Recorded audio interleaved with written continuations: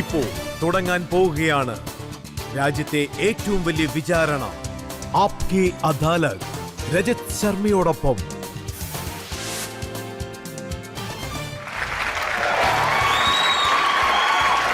നമസ്കാരം. നമസ്കാരം. Thank you. Aapke അദാലത്തിലേക്ക് നിങ്ങളെ എല്ലാവരെയും സ്വാഗതം ചെയ്യുന്നു. ആപ്കെ അദാലത്തിൽ ഇന്ന് നമ്മുടെ അതിഥി, ഇവർ തന്റെ അധ്വാനം കൊണ്ടും കഴിവുകൊണ്ടും തന്റെ ധൈര്യം കൊണ്ടും തന്റെ സംസാരം കൊണ്ടും എപ്പോഴും ചർച്ച ചെയ്യുന്ന ഒരു വ്യക്തിയാണ്. ഏത് കാര്യത്തെക്കുറിച്ചും ഇവർക്കൊരു വ്യക്തതയുണ്ട്. ജനങ്ങളുടെ മനസ്സിനെ ആകർഷിച്ച മോദി ഗവൺമെന്റിൽ വളരെ ചെറുപ്പത്തിൽ തന്നെ ക്യാബിനറ്റ് മിനിസ്റ്ററായ ഒരു വ്യക്തി. Please welcome Smriti Irani.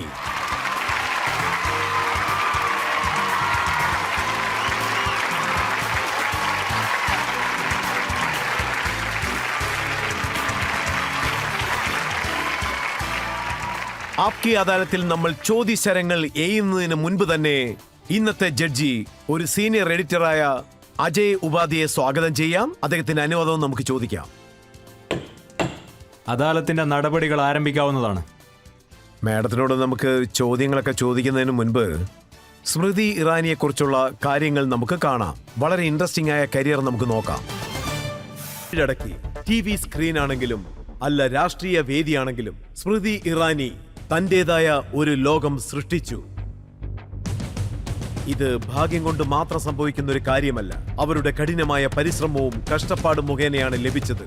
കേന്ദ്ര സർക്കാരിൽ minister, TV actor, writer and producer Smriti Irani Aapke അദാലത്തിൽ തന്റെ ഭാഗം സ്വയം വാദിക്കുന്നതായിരിക്കും.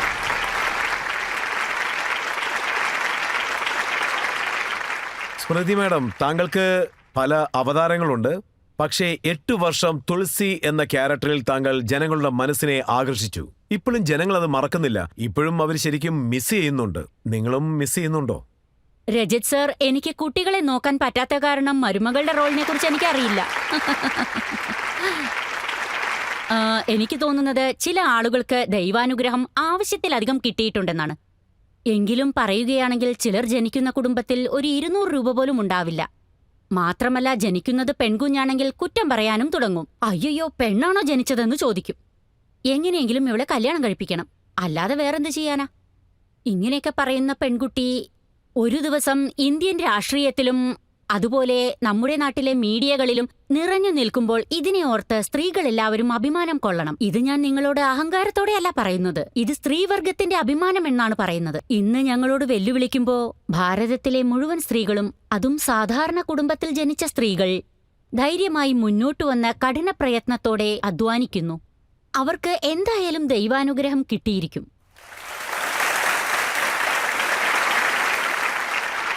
ഇന്ന് നോക്കുകയാണെങ്കിൽ താങ്കളുടെ റോൾ പൂർണ്ണമായി മാറിയിരിക്കുകയാണ്. ആ റോളുമായി ബന്ധപ്പെട്ട കാര്യങ്ങൾ അന്വേഷിക്കുകയാണ്. ഇന്നത്തെ വിചാരണ തുടങ്ങാൻ പോവുകയാണ്. ആപ്കെ അദാലത്തിൽ സ്മൃതി ഇറാനിയുടെ പേരിലുള്ള ആദ്യത്തെ കുറ്റാരോപണം. ആപ്കെ അദാലത്തിൽ സെൻട്രൽ മിനിസ്റ്റർ സ്മൃതി ഇറാനിയുടെ മേലുള്ള കുറ്റാരോപണം. ഇവർ രാഹുൽ ഗാന്ധിയെ സമാധാനത്തോടെ ഇരിക്കാൻ അനുവദിക്കുന്നില്ല. സ്മൃതി മാഡം, കോൺഗ്രസ് പാർട്ടി എന്താണ് പറയുന്നത് വെച്ചാൽ രാഹുൽ ഗാന്ധിയെ ഏറ്റവും കൂടുതൽ ഉപദ്രവിക്കുന്ന ഒരു വ്യക്തി ആരാണെന്ന് വെച്ചാൽ അത് താങ്കളാണെന്നാണ്. റീസെന്റ് ആയിട്ട് അവർ പറഞ്ഞത് എന്താണെന്ന് വെച്ചാൽ അദ്ദേഹം ലണ്ടനിലുള്ള സമയത്ത് അദ്ദേഹം ചില കാര്യങ്ങൾ പറഞ്ഞു. അതേ പിടിച്ചുകൊണ്ട് നിങ്ങൾ ഒരു ബഹുമാനവും നൽകാതെ സ്റ്റേറ്റ്മെന്റ് നൽകിയെന്ന്. ഞാൻ എന്റെ നാടിന്റെ സുരക്ഷയ്ക്ക് വേണ്ടി അപ്പീൽ ചെയ്യുന്നു. എന്റെ മാതൃഭൂമിക്ക് വേണ്ടി ഞാനൊരു കാര്യം പറയാം. അൺപാർലമെന്ററി വേർഡ്സ് നിങ്ങൾ പറയാൻ പാടില്ലെന്ന് പറഞ്ഞാൽ, എന്റെ നാടിന്റെ പ്രശസ്തിയെ നിങ്ങൾ മറ്റൊരു നാട്ടിൽ വെച്ച് അപമാനിക്കരുതെന്ന് പറഞ്ഞാൽ അതെന്താ തെറ്റായ സ്റ്റേറ്റ്മെന്റ് ആണോ? അദ്ദേഹം എന്താണ് പറയുന്നത് വെച്ചാൽ സ്മൃതി ഇറാനി രാഹുൽ ഗാന്ധിയുടെ ട്രോൾ മിനിസ്ട്രിയിൽ വലിയൊരു മിനിസ്റ്ററാണെന്ന്. ഇത് നോക്കൂ, അദ്ദേഹം ഇത്തരത്തിലുള്ള കടുത്ത പ്രയോഗങ്ങളാണ് എനിക്കെതിരെ പറയുന്നത്. 8 വർഷം മുമ്പ് അദ്ദേഹം പറഞ്ഞതെന്താന്ന് വെച്ചാൽ സ്മൃതി എന്ന പേരിൽ ഒരുത്തി ഉണ്ടെന്ന്. എന്നാൽ ഇപ്പോൾ ഞാൻ നിങ്ങളോട് പറയുന്നു, ദൈവാനുഗ്രഹം എന്നൊന്നുണ്ട്. അതായത് ഇന്ത്യൻ രാഷ്ട്രീയത്തിൽ സ്മൃതിയുടെ പങ്കാളിത്തം അദ്ദേഹം സ്വീകരിക്കുന്നേയില്ല. ഏത് സ്മൃതി ഇറാനിയെയാണോ അവരുടെ ക്യാബിനറ്റിലുള്ളവർ അപമാനപ്പെടുത്തി താഴ്ത്തിക്കെട്ടി സംസാരിച്ചത്, ആ ക്യാബിനറ്റിൽ അദ്ദേഹം പ്രമോഷനൊക്കെ നൽകിയിട്ടുണ്ട്. എന്നാൽ അതേ സ്മൃതി ഇറാനി ഇപ്പോൾ അദ്ദേഹത്തിന് തലവേദനയുണ്ടാക്കിക്കൊണ്ടിരിക്കുകയാണ്. ഇനിയും പറയുകയാണെങ്കിൽ അദ്ദേഹത്തിന്റെ മുഴുവൻ പടകളും അമേത്തിയിൽ അദ്ദേഹത്തെ ജയിപ്പിക്കാനായി ഇറങ്ങിയിരിക്കുകയാണ്. അദ്ദേഹം എന്താണ് പേടിക്കുന്നതെന്ന് വെച്ചാൽ 40 വർഷമായ അവരുടെ സാമ്രാജ്യമായിരുന്നു അത്. അതിനെയാണ് ഒരു സാധാരണ കുടുംബത്തിൽ ജനിച്ച സ്ത്രീ മൊത്തത്തിൽ നശിപ്പിച്ചത്. ഇതിൽ ഏറെ സങ്കടം എന്താണെന്ന് വെച്ചാൽ, ആരെയാണോ പൊളിറ്റിക്കൽ ലെഗസിയുടെ ഭാഷ എന്ന് കരുതിയിരുന്നത്, ഇന്ന് അദ്ദേഹം തെരുവീതികളിൽ അലയുകയാണ്. പൊളിറ്റിക്കൽ സപ്പോർട്ടിനു വേണ്ടി ഇന്ന് യാചിച്ചുകൊണ്ടിരിക്കുകയാണ്. പൊളിറ്റിക്കൽ മേഴ്സിക്ക് വേണ്ടി. ഇത് ഞാൻ കാരണമാണെന്ന് വിചാരിക്കുമ്പോൾ എനിക്ക് അഭിമാനമുണ്ട്. അതിനെന്ത് ശിക്ഷ തന്നാലും ഞാൻ സ്വീകരിക്കാൻ തയ്യാറാണ്. ഞാൻ ഈ ആപ്കി അദാലത്തിൽ 2019 നടന്ന ഇലക്ഷനിലും ഇവിടെ വന്നിട്ടുണ്ട്. അപ്പോ UPയുടെ ക്യാപിറ്റലിൽ നമ്മൾ മീറ്റ് ചെയ്തിട്ടുണ്ട്. അപ്പോഴും ഞാൻ ഒരു കാര്യമാണ് പറഞ്ഞത്. അമേത്തിയെ മുന്നോട്ട് കൊണ്ടുവരുവാൻ വേണ്ടി കോൺഗ്രസിലെ റൌഡികൾ എന്നെ ഭീഷണിപ്പെടുത്തിയാലും ശരി, അതല്ല എന്നെക്കുറിച്ച് തെറ്റായി സംസാരിച്ചാലും ശരി, അവർ എന്തു പറഞ്ഞാലും ഞാനത് സ്വീകരിക്കും. അന്നും ഞാൻ സ്ട്രോങ് ആയിരുന്നു, ഇന്നും ഞാൻ സ്ട്രോങ് ആണ്. ഈ കഴിഞ്ഞ 40 വർഷം വിട്ടേക്ക്. അമേത്തിയിൽ നിന്നും രാഹുൽജി എന്നു മുതലാണ് മിനിസ്ട്രിയിലേക്ക് വന്നത്, അന്നു മുതൽ അമേത്തിയെ അപമാനിച്ചിട്ടേ ഉള്ളൂ. മാത്രമല്ല, അമേത്തിക്ക് അന്നു മുതൽ യാതൊരു മുന്നേറ്റവുമില്ല. എന്നാൽ ഇന്ന് അമേത്തിയുടെ മുന്നേറ്റത്തിനു വേണ്ടിയും അവിടുത്തെ ജനങ്ങൾക്കു വേണ്ടിയും ഞാൻ എന്തും ചെയ്യും. അല്ലെങ്കിൽ എന്റെ പേര് മാറ്റിക്കോ.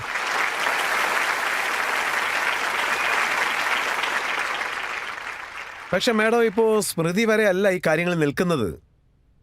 നിങ്ങൾ ലണ്ടനിൽ പോയി സംസാരിക്കുമ്പോൾ അവിടെയും പ്രശ്നങ്ങൾ ഉണ്ടാകുന്നു. എന്റെ അറിവിൽ ഇവിടെ ഒരുപാട് ഇന്ത്യക്കാരുണ്ട്. ഇവരുടെ ഇടയിൽ യുവാക്കളുണ്ട്, സീനിയർ സിറ്റിസൺസ് ഉണ്ട്, മാത്രമല്ല സ്ത്രീകളുമുണ്ട്. ഞാൻ നിങ്ങളോടൊരു ചോദ്യം ചോദിക്കാൻ ആഗ്രഹിക്കുന്നു. നമ്മുടെ വീടുകളിൽ കുടുംബകലഹം ഉണ്ടാവുന്നത് സാധാരണമാണ്. പക്ഷേ നമ്മൾ എന്താ പറയാ? കുടുംബത്തിലുണ്ടാവുന്ന വഴക്ക് പുറത്തറിയാൻ പാടില്ല.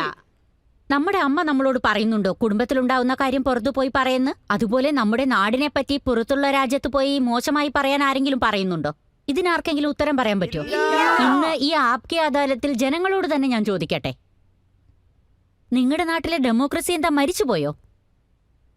ഇപ്പോഴും നിങ്ങൾ 5 വർഷത്തിലൊരിക്കൽ ഇലക്ഷനിൽ പോയി വോട്ടിട്ട് നിങ്ങൾക്ക് ഇഷ്ടമുള്ള നേതാവിനെയല്ലേ തിരഞ്ഞെടുക്കുന്നത്? ശരി, നിങ്ങളിടുന്ന വോട്ട് റൂളിംഗ് പാർട്ടിക്കല്ല, ഓപ്പോസിറ്റ് പാർട്ടിക്കാണ്. എന്നിരുന്നാലും നിങ്ങൾക്ക് വോട്ട് ചെയ്യാനുള്ള പരിപൂർണ സ്വാതന്ത്ര്യം നിങ്ങൾക്ക് ഇവിടെ കിട്ടുന്നില്ലേ? നിങ്ങൾ ഇത്രയധികം ആളുകൾ ഇവിടെ ഇരിക്കുന്നുണ്ട്. ഞാൻ നിങ്ങളോട് തന്നെ ചോദിക്കാം, ഈ ദിവസം വരെ നരേന്ദ്രമോദിജി നിങ്ങളിൽ ആരോടെങ്കിലും എനിക്ക് നിങ്ങൾ വോട്ട് ചെയ്തിട്ടുണ്ടോ ഇല്ലയോ എന്ന് ചോദിച്ചിട്ടുണ്ടോ? എങ്കിലും അദ്ദേഹം റോഡുണ്ടാക്കി തന്നില്ലേ? അതിലൂടെ വോട്ടിടാതവനും പോകുന്നില്ലേ? ടോയ്ലറ്റ് ഉണ്ടാക്കി കൊടുത്തു. നമ്മുടെ നാട്ടിലെ 110 മില്യൺ കുടുംബങ്ങൾക്കും ഉണ്ടാക്കിക്കൊടുത്തു. പ്രത്യേകിച്ച് സ്ത്രീകൾ കഷ്ടപ്പെടാൻ പാടില്ലെന്ന് കരുതിയിട്ട്. അതിരിക്കട്ടെ, നരേന്ദ്രമോദി സാർ ആരോടെങ്കിലും വന്ന് പറഞ്ഞിട്ടുണ്ടോ നീ താമരയ്ക്ക് വോട്ട് ചെയ്തെങ്കിൽ മാത്രമേ ടോയ്ലറ്റിൽ പോകാൻ പാടുള്ളൂ എന്ന്? ഇവിടെ ഇരിക്കുന്ന എല്ലാ ഇന്ത്യക്കാരോടും ഞാൻ ഒരു കാര്യമാണ് ചോദിക്കാൻ ആഗ്രഹിക്കുന്നത്. നിങ്ങൾക്ക് മോദിജിയുടെ മേൽ എന്ത് പരാതികളുണ്ടെങ്കിലും ഉടനെ തന്നെ ഇന്ത്യയെ വിഭജിക്കാൻ പറഞ്ഞ് ആക്രോശിക്കുവോ? ഇന്ത്യയെ വിഭജിക്കേ എന്ന് ആഹ്വാനം ചെയ്യുന്നവന് നിങ്ങൾ ഫുൾ സപ്പോർട്ടും കൊടുക്കുവോ? നമ്മുടെ നാട് സപ്പോർട്ട് ചെയ്യുന്നില്ലെന്ന് കരുതി നിങ്ങൾ വിദേശത്ത് പോയി ഒച്ചവെക്കോ? നമ്മുടെ യൂണിവേഴ്സിറ്റി സംസാരിക്കാൻ അദ്ദേഹത്തിന് അനുവാദമില്ല. അതുകൊണ്ടാണ് കേംബ്രിഡ്ജിലേക്ക് പോകുന്നത്. നമ്മളാണ് ഇതിനെല്ലാറ്റിനും സാക്ഷി. 2021 തമിഴ്നാട്ടിലെ ഒരു സ്കൂളിൽ പോയി അദ്ദേഹം വളരെ മോശമായി സംസാരിച്ചില്ലേ? നമ്മളെല്ലാവരും സാക്ഷികളായില്ലേ? 2016 JNUയിൽ വെച്ച് ഇന്ത്യയെ വിഭജിക്കണമെന്ന് പറഞ്ഞപ്പോൾ ഇദ്ദേഹം അവിടെ പോയി സപ്പോർട്ട് ചെയ്തിരിക്കുന്നു, ഇല്ലേ? സോറി രജത് സാർ, ഈ അദാലത്തിൽ ജനങ്ങൾ തീരുമാനിക്കട്ടെ. ഈ രാഹുൽ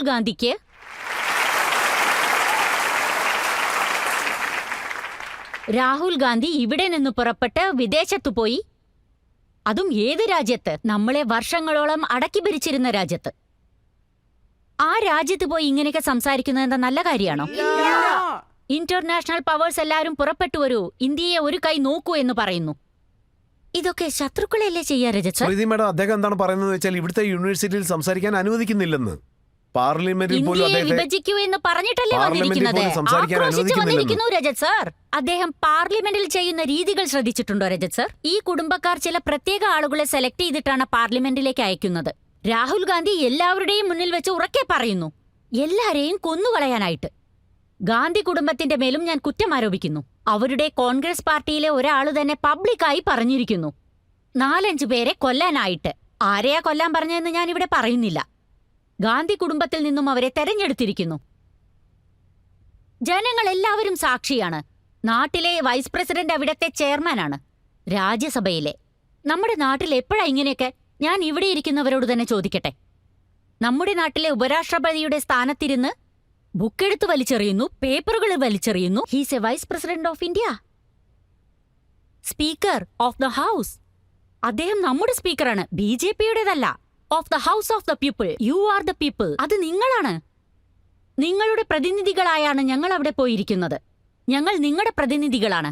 നിങ്ങളുടെ പ്രതിനിധികളായ ഇവർ ലോകസഭയിലെ സീറ്റിൽ പോയിരിക്കും. അവിടെ ഇരുന്നു കൊണ്ടവർ രാഹുൽ ഗാന്ധിയുടെയും സോണിയാഗാന്ധിയുടെയും വാക്കും കേട്ടുകൊണ്ട് അവിടെയുള്ള പേപ്പറുകളൊക്കെ കീറി വലിച്ചെറിയോ? അതും സ്പീക്കറെ നോക്കി എറിയോ? ജനങ്ങൾ ഇത് അംഗീകരിക്കോ? സംസാരിക്കാൻ അനുവദിക്കില്ലെന്ന് പറയുന്നു. അദ്ദേഹം സംസാരിക്കാൻ എഴുന്നേൽക്കുമ്പോൾ സാർ, അവിടെ മൈക്കെന്നൊന്നില്ല, പിന്നെ എങ്ങനെ ഓഫ് ചെയ്യാനാ?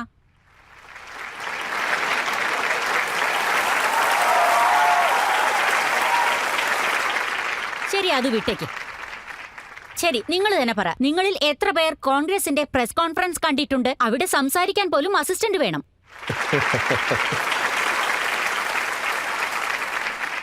അതുമാത്രമല്ല, വേറൊരു കാര്യം കൂടിയുണ്ട്. വേണമെങ്കിൽ നിങ്ങൾ തന്നെ പോയി നോക്ക് അവരുടെ രീതികൾ.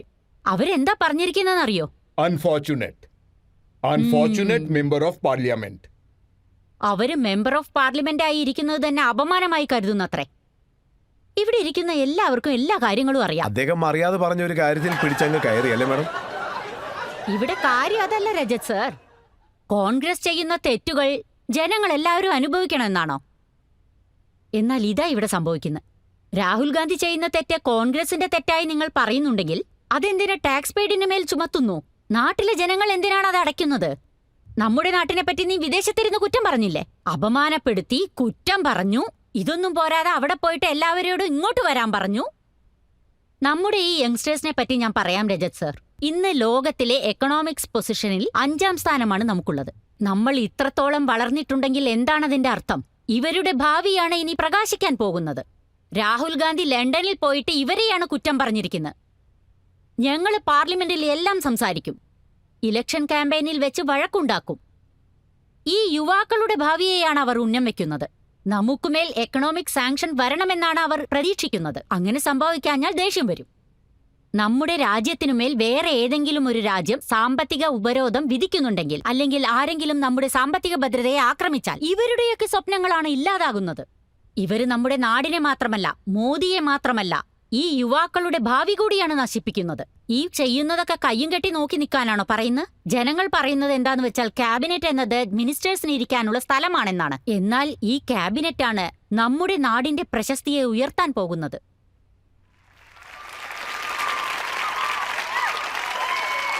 നമ്മുടെ ത്രിവർണ പതാകയുണ്ടല്ലോ, അത് വെറുതെ കാറ്റിൽ പറക്കുന്നതല്ല. അതിനുവേണ്ടി പല ആളുകൾ ജീവത്യാഗം ചെയ്തിട്ടുണ്ട്. പക്ഷെ ഞാൻ കോൺഗ്രസ് ലീഡർ മല്ലികാർജുന ഖാർഗെയുടെ സ്റ്റേറ്റ്മെന്റ് കണ്ടു. അദ്ദേഹം പറയുന്നത് എന്താണെന്ന് വെച്ചാൽ രാഹുൽ ഗാന്ധി ക്ഷമ ചോദിക്കില്ലെന്ന്. കോൺഗ്രസിലെ ഈ ഗാന്ധി കുടുംബമുണ്ടല്ലോ, അവർ അഹങ്കാരം പിടിച്ചവരാ. അത്തരത്തിലൊരു സർട്ടിഫിക്കറ്റ് മല്ലികാർജുൻ ഖാർഗെ തന്നെ അവർക്ക് നൽകി കഴിഞ്ഞു. അദ്ദേഹം 2-3 കാര്യങ്ങൾ പറഞ്ഞിട്ടുണ്ട്. എന്തൊക്കെയാ?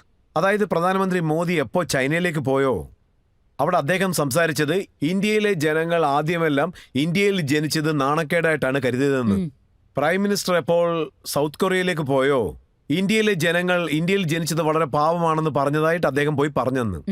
അദ്ദേഹം പറയുന്നു മോദി ഇതുപോലെ വിദേശ രാജ്യങ്ങളിൽ പോയി പറയുകയാണെങ്കിൽ അപ്പോൾ രാഹുൽ ഗാന്ധി പറയുന്നതിൽ എന്താ തെറ്റെന്ന്. അതൊക്കെ ശരി. നരേന്ദ്രമോദി ഇത് എപ്പോഴെങ്കിലും പറഞ്ഞിട്ടുണ്ടോ? അതായത് ജനാധിപത്യം ഇന്ത്യയിൽ നശിച്ചു പോയെന്ന് എപ്പോഴെങ്കിലും പറഞ്ഞിട്ടുണ്ടോ? ഇല്ല അല്ലേ? അതല്ലെങ്കിൽ നരേന്ദ്രമോദി ഇതെങ്കിലും പറഞ്ഞിട്ടുണ്ടോ? അതായത് ജനാധിപത്യ ചട്ടക്കൂട് ഇന്ത്യയിൽ നശിച്ചുപോയെന്ന് പറഞ്ഞിട്ടുണ്ടോ? അദ്ദേഹം പറയില്ല. ഞാനിന്ന് മല്ലികാർജുന ഖാർഗെയോട് എന്തിന് ജനങ്ങൾ ഇവിടെയുണ്ടല്ലോ അവരുടെ മുന്നിൽ വെച്ച് പറയാം, നിങ്ങൾ വിളിച്ചാൽ ഞാൻ തീർച്ചയായും ഇവിടെ വന്നിരിക്കും. നിങ്ങൾ ഒരു കാര്യം ചെയ്യേ രജത് സാർ, നിങ്ങൾ ആ രാഹുൽ ഗാന്ധി ഒന്ന് വിളിച്ചു നോക്ക്. അദ്ദേഹം ഓടി ഒളിക്കും.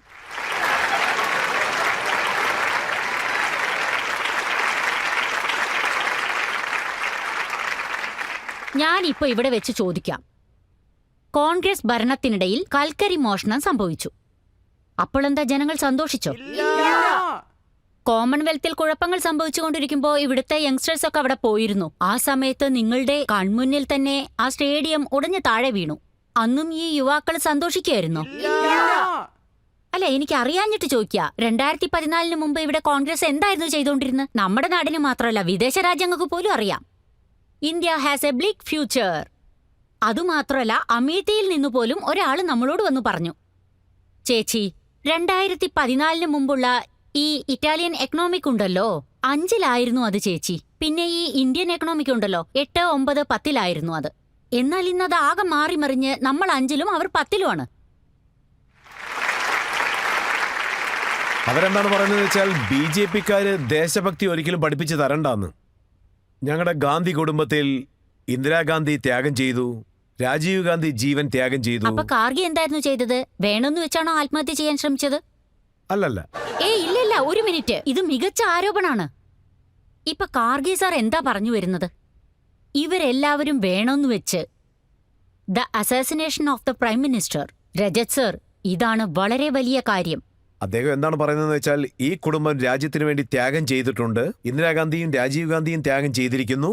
പക്ഷേ നിങ്ങളുടെ കുടുംബത്തിൽ നിന്നും ഒരു നായ് പോലും ഇതുവരെ ചത്തിട്ടില്ലെന്ന്. ഇവിടെ എത്ര ആളുകൾ ഇരിക്കുന്നുണ്ട്? മിലിറ്ററിയിൽ ജോലി ചെയ്യുന്നവർ പോലും ഉണ്ടാവുമല്ലോ.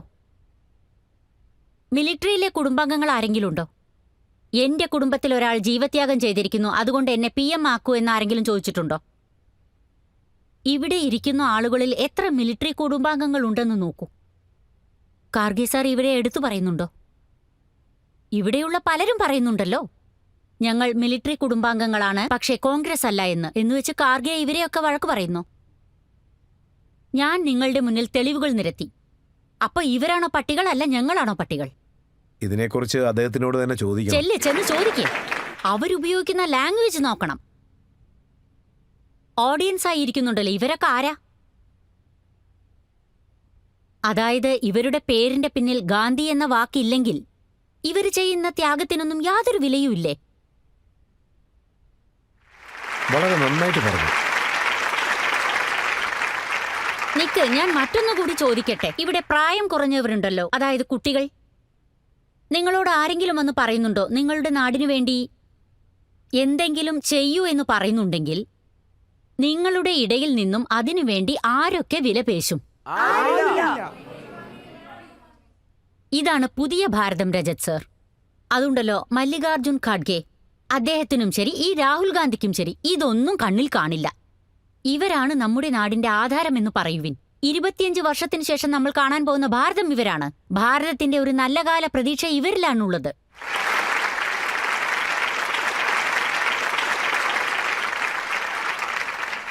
അതോടൊപ്പം അതിരഞ്ജൻ ചൗധരി എന്താണ് പറഞ്ഞതെന്ന് വെച്ചാൽ BJP മെമ്പേഴ്സ് എല്ലാവരും രാഹുൽ ഗാന്ധിയുടെ പിന്നിൽ തന്നെ ഉണ്ടെന്ന്. കാരണം അവർക്ക് രാഹുൽ ഗാന്ധിയെ കണ്ടാൽ പേടിയാണെന്ന്. ഞാൻ ഇന്ന് BJP-യിലെ ഒരു സാധാരണ മെമ്പറായിരിക്കുന്നത് കൊണ്ടാണ് ഇത് പറയുന്നത്. നിങ്ങൾ എന്നോട് രാഷ്ട്രീയ ഭാഷ സംസാരിച്ചാൽ രജത് സർ, ഞാൻ മാത്രമല്ല ഇവിടെയുള്ള എല്ലാവരും പറയും രാഹുൽ ഗാന്ധിയാണ് ഇവിടുത്തെ മെയിൻ സ്പീക്കറായിരിക്കുന്നതെന്ന്. അവർ ഇതേപോലെയോ അല്ലെങ്കിൽ ഇതിൽ കൂടുതലായോ സംസാരിക്കട്ടെ. എന്നാൽ ഇതുപോലെയൊക്കെ സംസാരിക്കുന്നുണ്ടല്ലോ.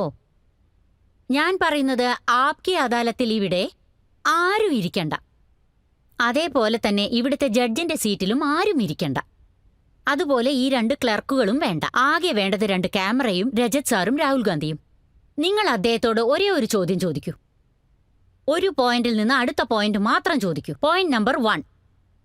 നാട്ടിൽ കൊറോണയുടെ പ്രശ്നം വന്നപ്പോൾ ഇന്ത്യയിൽ തന്നെ വാക്സിൻ നിർമ്മിക്കുന്നുണ്ട്, അത് അത്ഭുതകരമായി പ്രവർത്തിക്കുന്നുമുണ്ട് എന്ന് പറയുന്നതിനു പകരം വിദേശത്തുനിന്നും വാക്സിൻ വാങ്ങാൻ നിർബന്ധിക്കുകയാണ് ഉണ്ടായത്.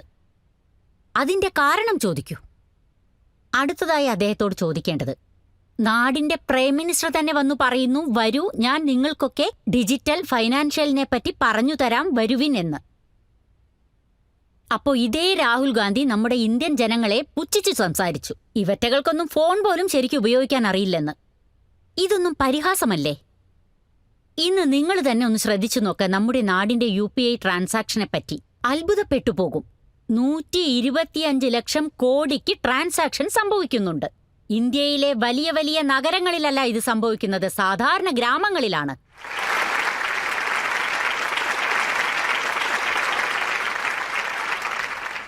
ഇപ്രകാരം നമ്മുടെ ഭാരതം മുന്നേറിക്കൊണ്ടിരിക്കുകയാണ്.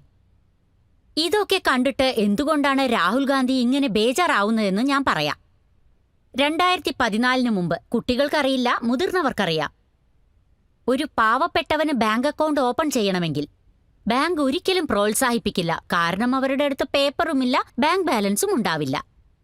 നരേന്ദ്രമോദി എല്ലാരെയും വിളിച്ചുകൂട്ടി. മിനിമം ബാലൻസ് ആരും കൊടുക്കണ്ട, ബാങ്കുകാര് തന്നെ നിങ്ങളുടെ വീട്ടിലേക്ക് വന്ന് വാതില് തട്ടുമെന്ന് അദ്ദേഹം പറഞ്ഞു. ശരിയല്ലേ? 480 മില്യൺ ബാങ്ക് അക്കൗണ്ടുകൾ എടുക്കപ്പെട്ടു. ശരിയല്ലേ? 480 മില്യൺ ബാങ്ക് അക്കൗണ്ടുകൾ ഓപ്പൺ ചെയ്തില്ലേ? 48 കോടി. അപ്പോ ഇന്ത്യൻ ഖജനാവിൽ നിന്നും കാശ് നേരിട്ട് ബാങ്ക് അക്കൗണ്ടിലേക്ക് പോയി. 28 ലക്ഷം കോടിക്ക് മുകളിൽ പണം പോയിട്ടുണ്ട്, നേരിട്ട് പാവപ്പെട്ടവരുടെ അക്കൗണ്ടിലേക്ക്. ഇപ്പൊ ഈ ചോദ്യം ഞാൻ നിങ്ങൾക്ക് തന്നെ വിട്ടുതരുന്നു. ഒരുപക്ഷെ ബാങ്ക് അക്കൗണ്ട് ഇല്ലായിരുന്നെങ്കിലോ? ഈ 28 ലക്ഷം കോടി എവിടേക്ക് പോവുമായിരുന്നു? കോൺഗ്രസിന്റെ പ്രശ്നം തന്നെ ഇതാണ്.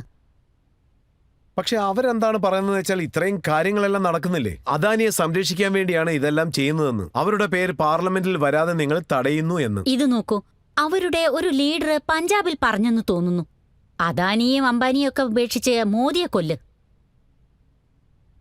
ഇതിലെന്താ പ്രത്യേകത എന്ന് വെച്ചാൽ രാഹുൽ ഗാന്ധി ഇതിനെ എതിർത്തില്ല. അവരുടെ നേതാവ് എയർപോർട്ടിൽ ഇരുന്നു കൊണ്ട് ഈ എയർലൈൻ്റെ അടുത്ത് പോയിട്ട് മോദി നിങ്ങളെ നശിപ്പിക്കുമെന്ന് പറഞ്ഞിരിക്കുന്നു. ജനാധിപത്യത്തിന്റെ ശക്തി കാണണ്ടേ? നിങ്ങളെല്ലാവരും വോട്ട് ചെയ്ത് ജയിപ്പിച്ച മോദിയെ കൊല്ലണമെന്ന് ഇവരൊക്കെ, അതായത് കോൺഗ്രസ്കാരൊക്കെ സംസാരിച്ചുകൊണ്ടിരിക്കുന്നു. എന്നാൽ നിങ്ങളുടെ PM ആകട്ടെ ചിരിച്ചുകൊണ്ട് ജോലി നോക്കിക്കൊണ്ടിരിക്കുന്നു.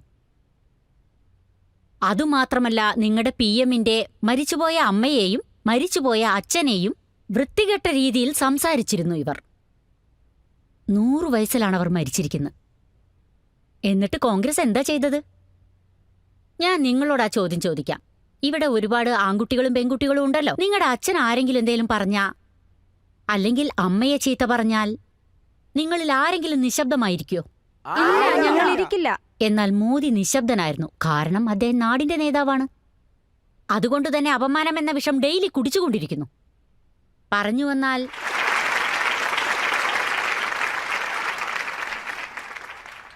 ഇനി അദാനിയെപ്പറ്റി പറയുകയാണെങ്കിൽ, എവിടെയെങ്കിലും വെച്ച് വഴിതെറ്റി രാഹുൽ ഗാന്ധിയെ കണ്ടാൽ അദ്ദേഹത്തോട് 5 കാര്യങ്ങൾ ചോദിക്ക്. പോയിന്റ് നമ്പർ 1, അദ്ദേഹത്തിന്റെ അമ്മ UPIയുടെ നേതാവായിരുന്നു. അപ്പോ അവരുടെ ഗവൺമെന്റ് തന്നെയല്ലേ അദാനിക്ക് 72 ലക്ഷം കോടി എക്സ്റ്റെൻഡ് ചെയ്തു കൊടുത്തത്? രണ്ടാമത്തെ ചോദ്യം, ഇദ്ദേഹത്തിന് ഗെലോത് സാറിനോട് ഒരുപാട് ബഹുമാനമുണ്ട്. ആ ഗെലോത് സാറിനോട് 60,000 കോടിക്കു വേണ്ടിയുള്ള industrial package Adani sir Rahul ഗാന്ധിയുടെ ആശീർവാദത്തോടെയല്ലേ തുടങ്ങിയത്? ഇനി മൂന്നാമത്തെ ചോദ്യം, പ്രസ് കോൺഫറൻസിൽ എങ്ങനെയാണ് സംസാരിക്കേണ്ടതെന്ന് ഇദ്ദേഹം അദാനിക്ക് പറഞ്ഞു കൊടുക്കുന്നു. ഇദ്ദേഹം മുഖാന്തരല്ലേ ഛത്തീസ്ഗറില് കൽക്കരി നിർമ്മാണം തുടങ്ങാൻ വേണ്ടി അദാനിക്ക് ആവശ്യമായ സഹായം, ആവശ്യമായിട്ടുള്ള ഉപകരണങ്ങൾ ഒക്കെയും ഇവര് തന്നെയല്ലേ ചെയ്തു കൊടുത്ത്? ഇത് കോൺഗ്രസിന് വേണ്ടിയുള്ള 4ാമത്തെ ചോദ്യം. എന്റെ ഓർമ്മയിൽ 1990 ആണെന്ന് തോന്നുന്നു, സിമൻലാൽ സർ തുറമുഖം കെട്ടാൻ വേണ്ടി ഗുജറാത്തിൽ സ്ഥലം നൽകി. ആ സമയത്ത് മൻമോഹൻ സിംഗ് ആയിരുന്നില്ലേ ഫിനാൻസ് മിനിസ്റ്റർ? ഇനി 5ാമത്തെ ചോദ്യം, 1985-ൽ എക്സിം പോളിസി രാജീവ് ഗാന്ധിയാണ് കൊണ്ടുവന്നത്. അപ്പോ അദാനി ട്രേഡിംഗ് ഹൗസ് ആയിരുന്നു. ശരി, ഈ രാജീവ് ഗാന്ധി ആരായിരുന്നു? ആദ്യം ഈ 5 ചോദ്യങ്ങൾക്ക് ഉത്തരം തരൂ. ആപ്കി അദാലത്തിൽ അഡാനി വന്ന സമയത്ത് ഇവരാണ് നൽകിയതെന്ന് അദ്ദേഹം നേരിട്ട് തന്നെ ഓ, പറഞ്ഞു. അങ്ങനെയാണോ? അതായത് ഇപ്പൊ ജനങ്ങൾക്കറിയാം, കോടതിക്കറിയാം, കുറ്റവാളിക്കൂട്ടിൽ നിൽക്കുന്ന എനിക്കും അറിയാം. ഈ കാര്യം ലോകത്ത് അറിയാതിരിക്കുന്ന ഒരേ ഒരാൾ രാഹുൽ ഗാന്ധി ആയിരിക്കും.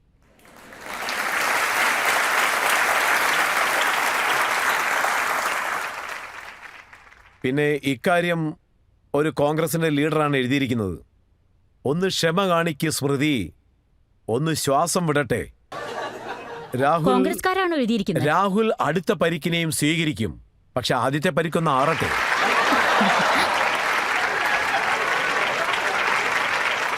ഇത് കോൺഗ്രസ്കാരാണോ എഴുതിയിരിക്കുന്നത്? ആ മഹാപുരുഷൻ ആരാ? അദ്ദേഹത്തിന്റെ പേര് ഞാൻ പറയില്ല, അദ്ദേഹം എന്റെ സുഹൃത്താണ്.